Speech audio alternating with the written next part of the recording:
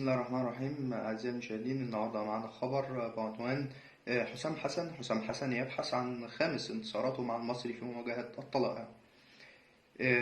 يخوض النادي المصري تحت القيادة الفنية لحسام حسن تحديا قويا عندما يلتقي بفريق طلائع الجيش في المباراة المقرر لها اليوم الاثنين باستاد برج العرب، ضمن منافسات الجولة 21 من مسابقة الدوري.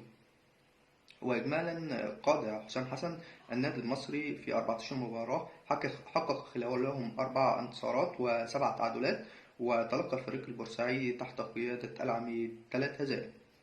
وكان المصري قد دخل معسكرا مغلقا ببورسعيد الخميس الماضي استعدادا لمواجهة الطلائع، حيث خاض المصري لقاء ودي مع فريق الشباب بالنادي البورسعيدي، وفاز الفريق الأول بسداسية نظيفة.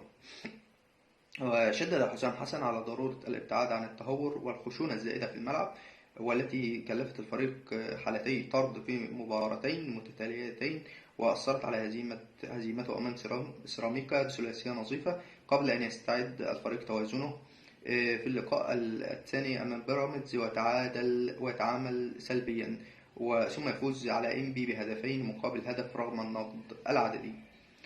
وعقد حسام حسن جلسة خاصة مع لاعبيه على هامش معسكر الفريق، حذرهم خلالها من انتفاضة انتفاضة لاعبي طلائع الجيش في المباراة المقبلة بعد الهزيمة التي تلقاها اللقاء الماضي أمام الاتحاد السكندري ب4 أهداف مقابل 3.